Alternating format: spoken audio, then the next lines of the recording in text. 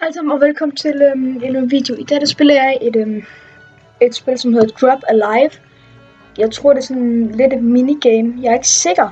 Jeg ved ikke, hvor lang tid det tager at gennemføre. Jeg tror måske, jeg kan gennemføre det på en video. Jeg er ikke sikker. Det er vist nok det ligner lidt, at det er et spil til Xbox. Det er gratis på Steam, så det tror jeg nu ikke.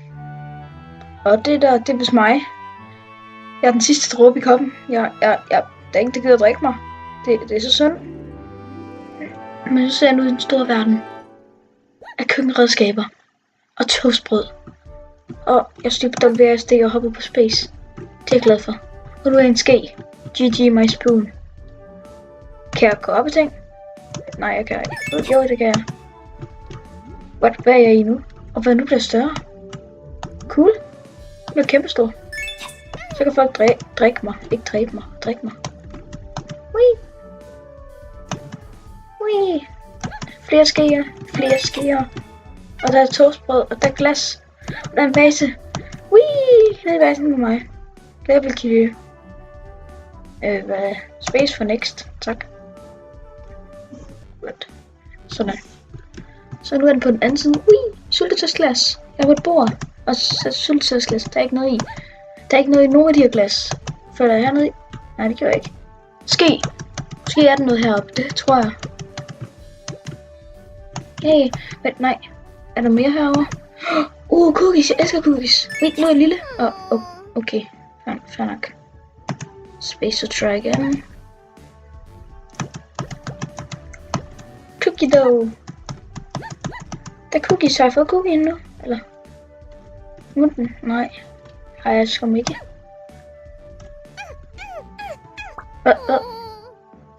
Nå, så jeg må ikke være på cookien. Længe nok. Jeg synes simpelthen, at jeg kan prøve at få den. Det er sidste chance. Jeg prøver for sidste gang at få den.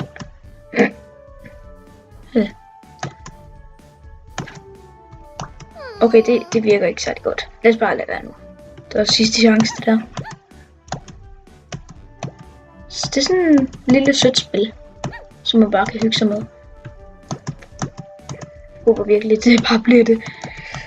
Fordi jeg ved ikke, om jeg kan klare det her på en episode. Det tror jeg måske kan. Nu bliver jeg mindre og mindre. Det er selvfølgelig ikke særlig dejligt. Fordi det er jo meningen, at min vanddråbe skal være stor, ikke? Det er jo helt meningen med spillet. Okay. Så jeg har noget tid til at klare det her. Et specielt antal tid.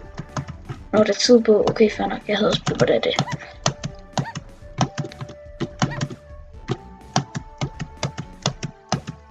Skal jeg komme op på toppen af den her? Ja, det kan jeg. Okay, jeg bliver nødt til at have fundet vand. Det går ikke, at jeg er så lille. Salt. Nej, pebersalt. Det kan vi ikke lide her. Okay. Hvad skal jeg gøre? Nej, nu er lille. Helt ærligt. Det spil er faktisk svært. Jeg tror, det kommer til at tage lidt mere end en episode at klare, hvis jeg kan gøre det bedre end det her.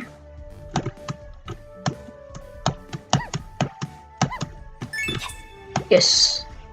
Nu står jeg igen. Nå, det er fordi jeg skyder her, det er ikke fordi jeg skal kravle op i muren, okay. Skal jeg bare op? Sådan. Okay, nu er jeg lille. Drop alive! Sådan. Det der er meget hyggeligt lille spil. Nej, ild. Shit. Det må jeg ikke gå ind i, tror jeg. Wee! Okay. Skal lige vente lidt. Have varmt.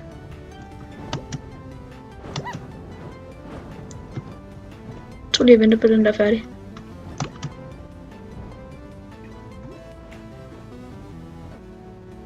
Sådan, nu bliver jeg større.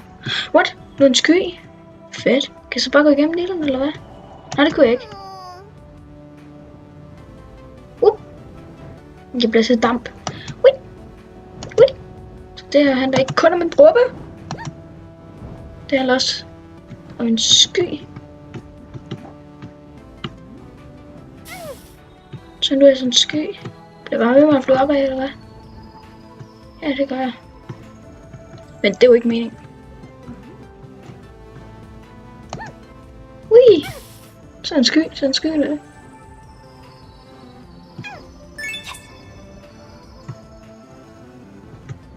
Nej, det var tæt på, jeg vandt det der.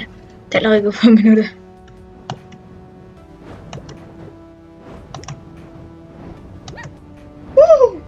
David.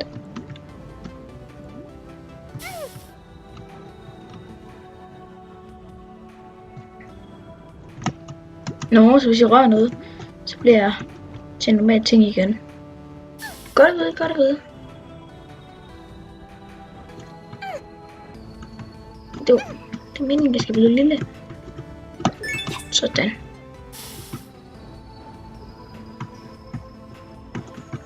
Okay, trust mystery. Yes, level cleared. Godt. Der er jeg. Godt. Ninja. Rigtig ninja. Assassin's Creed her. Nu flyver vi. Vi flyver op i luften. Det er rigtig dejligt at flyve op i luften. Try igen.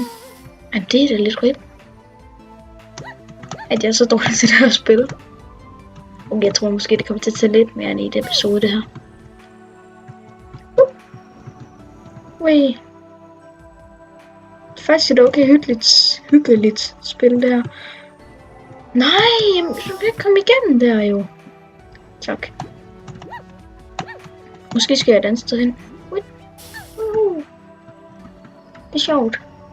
De er en lille bitte tingest. I en stor verden. Nå, hallo, hvordan klarer jeg det her? Jeg skal muligvis herind. Det kunne jeg godt lige have vidst lidt før.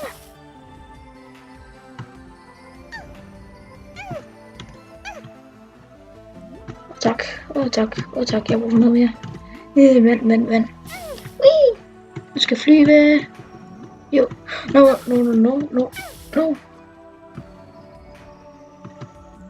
Nej! Tak.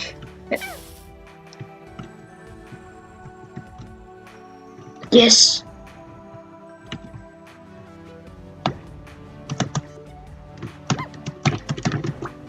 Nej. Jeg tror, hvis vi skal herind. Det lignede lidt, fordi den anden vej, der skete vist ikke så meget. Wait. Jeg tror faktisk, det var et lille minigame bare. Sådan meget lille et. Så nu er en lille vanddråbe igen. Nu er det lidt større vanddråbe. Og nu er sådan en sky, som skal forbi den her. Og så døde jeg, fordi jeg er en lille dum, grim tingest vanddråbe. Ej, kunne det ikke være lidt nemmere for vanddråbe at overleve? Jeg tror bare, det er sådan en lille hyggespil. Det er bare sådan meget challenge-agtigt. Du skal ikke gøre meget. Åh nej. What? Sådan. Skal jeg have noget vand? Dejligt.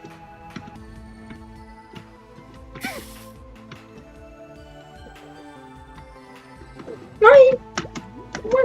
What the fuck did we do? What the...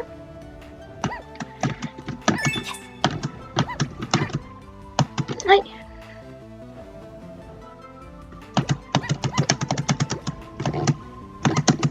Sådan, det var det der jeg ville. Det var det eneste jeg ville. All I want.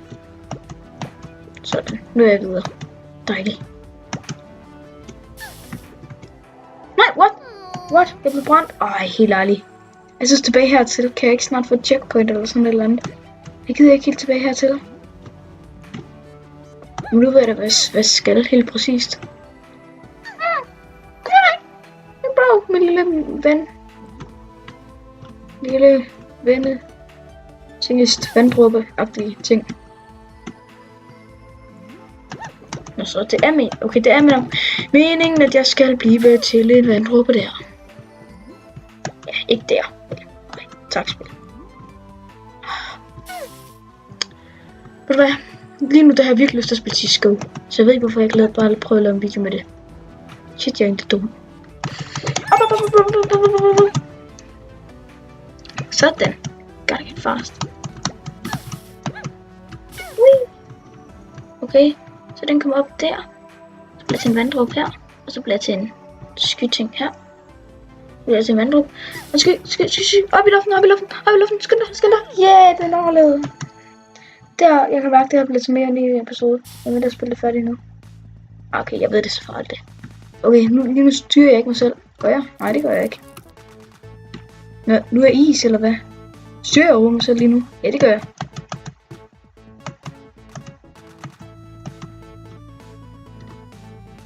Ej, det er svært at være is.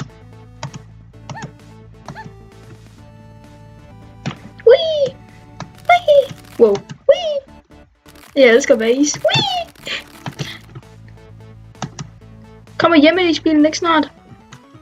Så har jeg noget at lave med mit liv i hvert fald. Hvis hjemme i spillet ikke snart kommer, så tror jeg dør. Det bare må flygte. Det var mega. Man tager bare sådan køre. Sådan, vi kører med klatten. Nej, det var ikke mening, tror jeg. Eller var det? Jo, det var det vist. Ej, what? Okay, der var lige ved at dø. Okay, nu må vi hjemme i bilen virkelig gerne komme. Det har jeg altså brug for nu. Nå, jeg må godt køre på det her. Der tror jeg ikke, jeg måtte.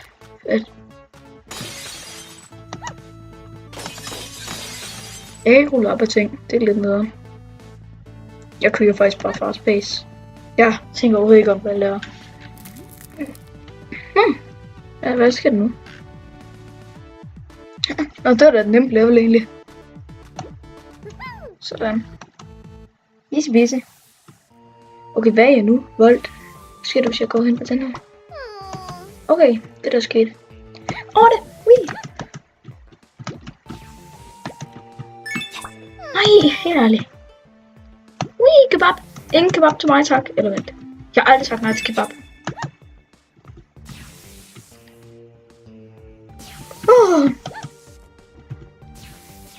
It's insane.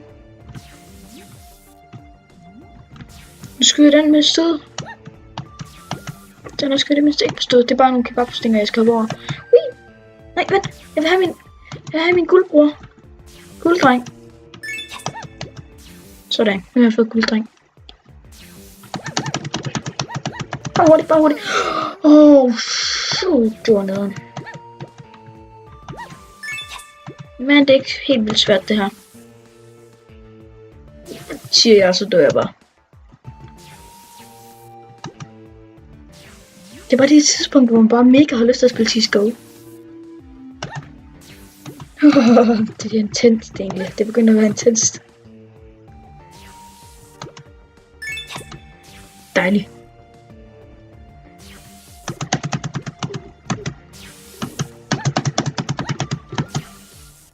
It's amazing. Vi lever. Og lad være med at blive spiddet af kebabstinger. Nu får jeg den ikke. Dammit, kunne der ikke være checkpoints i det her spil? Det kommer til at blive svært at gennemføre. Jeg bliver snart spiddet af noget kebab. Jeg vil ikke have på kebab. Eller jo, det vil jeg faktisk gerne. Men de ved, hvad jeg mener. Ingen kebab til mig. Jo, kebab til mig. Min bror skal jeg have. Jeg skal min bror med på min rejse. Min gulddreng. Okay.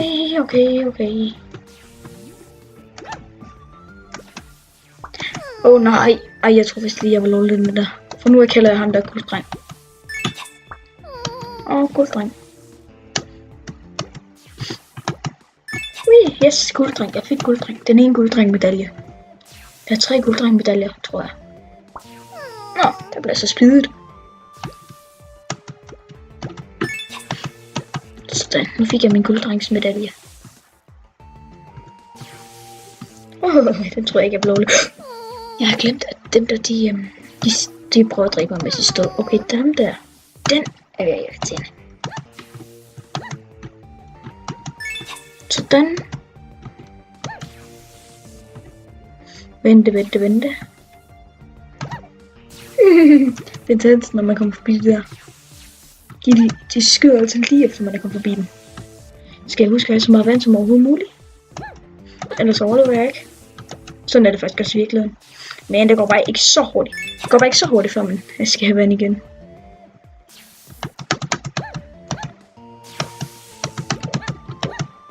Ligesom en vanddråbe her. Det er vanddråbeparadiset, det her.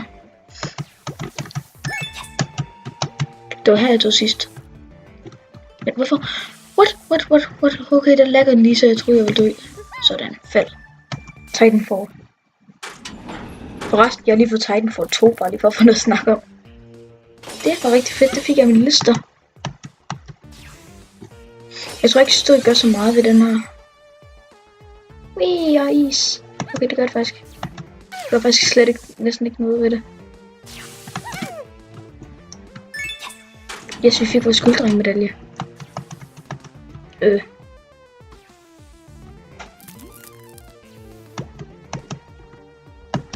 Og nu må vi så ikke røre noget af det der farlige stof der.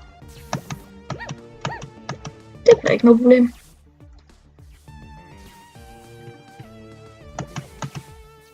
Jeg skal bruge en gulddrengmedalje. Okay, nu bliver jeg helt tilbage hertil. Det er lidt noget. Men jeg kan også bare fast pace gennem det hele. Vi ses. Jeg mangler en gulddrengmedalje. Nej, nu bliver jeg gulddreng sur. Nej, det gør han nok ikke. Jeg kender ikke engang gulddreng. Jeg vil bare gerne hans medalje. Jeg kan være ligeglad med. Jeg bliver stundet. Bum, bum. Bum, tika, bum, tika, bum, bum. Og det skal bare gå hurtigt. Fast pace.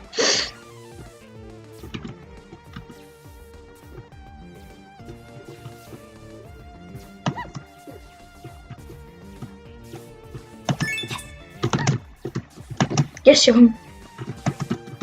Og jeg vandt. Level cleared. Okay, det der level var heller ikke helt vildt svært. Der er gået sådan 17 minutter. Okay.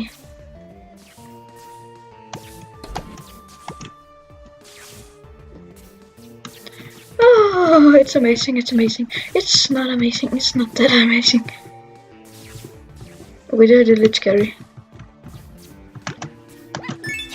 Det er gulddrengmedalje. Nej, helt ærligt, det er svært. Okay, det her level, det er svært.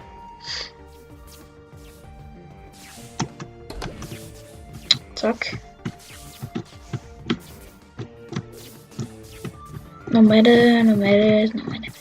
Okay, det her, det...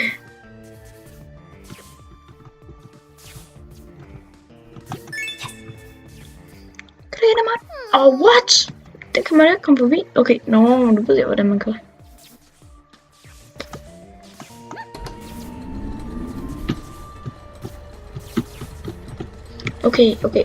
Okay, nu begynder det at være svært det her.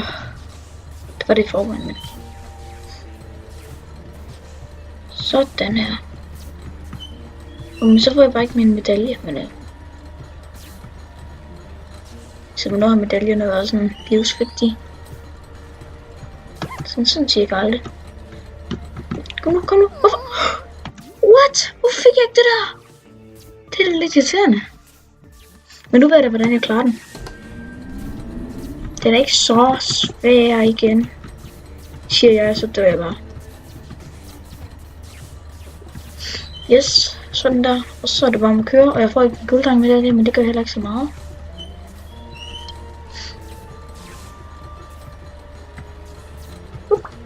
What? Hvad døde jeg der? Det ved jeg ikke. Jeg ved ikke, om jeg døde stød. Det tror jeg gjorde. Hvorfor ramte jeg den ikke? Kom så. Yes. Det er intenst.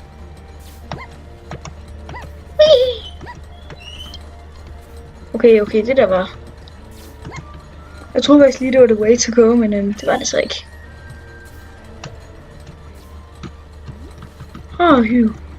Det kan godt lide at døde det der før.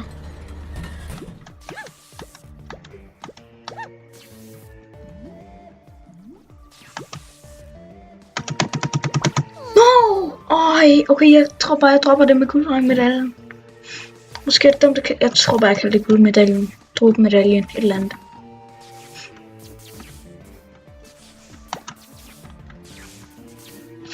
Det er svært det her. Det er virkelig, virkelig intenst. Jeg tror bare hele tiden man dør. Nej, jeg hoppede direkte ind i den. Det er så dumt. Jeg begynder at blive træt af det her level. Lige før det klarede jeg den nærmest, men det var bare sådan lidt dumt. Okay, jeg tror bare, jeg holder mig fra at hoppe nu. Det er vist det, der dræbte mig de fleste gange. Ja, se, nu har jeg ikke hoppet endnu. Jeg er heller ikke død endnu. Det tegner godt.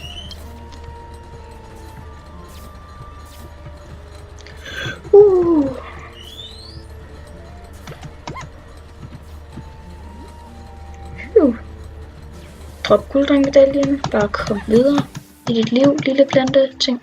Ikke gulddrengmedaljen, bare guldbanddråbe tingest-medaljen. Der, ja. Takker. Og den her trofæs, den her har jeg på fornemmelsen, den bliver nemmere end den anden. Så nemmere ud. Jeg tror, jeg tager guld. Skal det have en medalje? Det er den der, fordi den ser ud til at være rigtig nem at tage.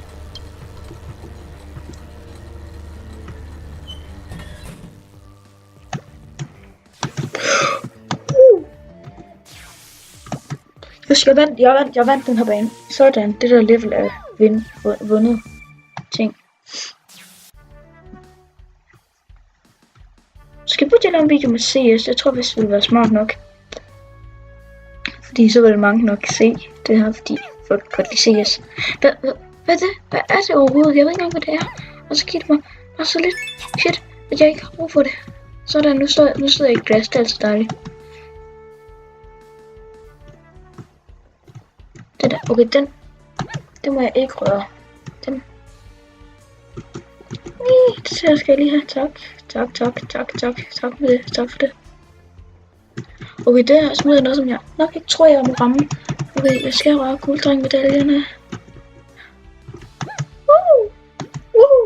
Det der må jeg nok ikke lige røre.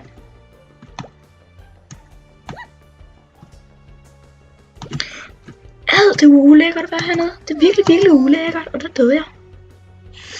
Det er lidt rip.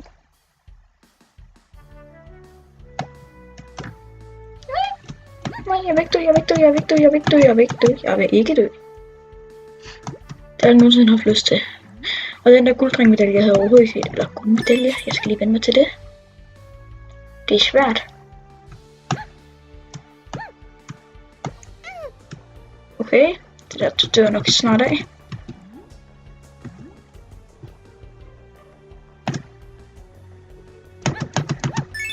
Den der er så nem at få, så den tager jeg også.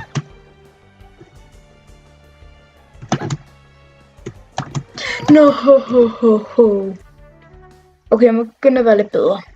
Måske vil jeg lave en kampserie i CSGO. Det er ikke noget, jeg kan love. Jeg kan ikke love, at det kan trække CSGO overhovedet. Det kan jeg overhovedet ikke love. Jeg kan ikke love noget som helst.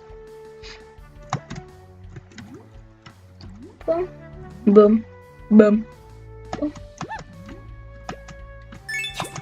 Sådan, så kan jeg lige få noget. Så er jeg fuld igen. Eller ikke fuld. Jo, vel. Det tror jeg, det hedder, når det er vanddråb. Få et vanddråb, så er det vel egentlig blod, den drikker det her. Vent. Det vil sige, det er en zombie-dråb. Det er en zombie. Drikker vand. Den drikker sin egen mor. Eller, det kan godt være. No.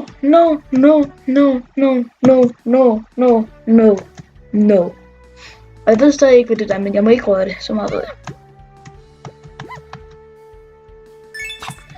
Nej, helt ærligt. Gulddrengmedaljen. Eller guldmedaljen. Skal der være med at kalde det gulddrengmedaljen? Det giver ingen mening. Se, det går ondt. Gå på den der. Sådan.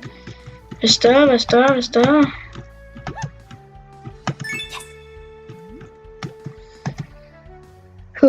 Jeg tror så... Nej, vent. Lige meget. Jeg er ikke så god til CSGO, så det er måske ikke lige det fedeste video at se på CSGO.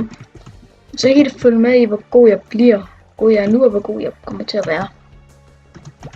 Nok ikke særlig god. Jeg elsker CSGO, altså. Det tror jeg faktisk mange gamere gør. Jeg tror det sådan. Ja, det er et af de mest populære spil. Altså, der har ikke været nogen priser i år. Så det er vel ikke. Det er det vel egentlig ikke.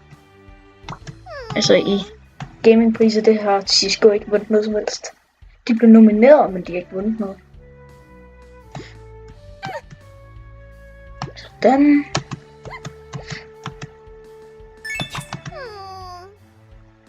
Overwatch tog den pris, den eneste pris CSGO de havde chance for at få. Det kan jeg faktisk ikke godt forstå. Ej, jeg hader det. Kom så, kom så, flyv, fugl, dråbe. Du er ikke en fugl, du er en dråbe. Rip. Det der er ikke engang, jeg kommer til at kalde den en fugl. Så bliver jeg større og større og større, og så er jeg klar til at gå på eventyr. Ud det vilde vesten, eller den vilde skraldespand. Som man jo kalder det i den vilde vesten. Nu kommer den her stof, som er hernede. Det var lidt stoffet. Nej, jeg vil ikke dø nu. Jeg er så tæt. Sådan, ny rekord. Sådan, ikke bare på den der for længe. Yes, jeg vandt. Next. Sig det i det her skraldespandslevel. Triple. Okay. Hvad er det her? Så bliver det sådan en sky. Så skal jeg vel herned.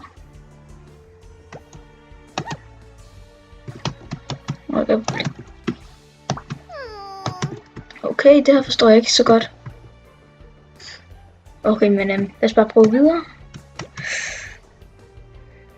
Bada bing, bada boom. Så skal jeg herop. Sådan. Jeg tror ikke, det er meningen, jeg skulle herop. Jeg tror overhovedet ikke, det var meningen, jeg skulle herop. Jo, det var det måske.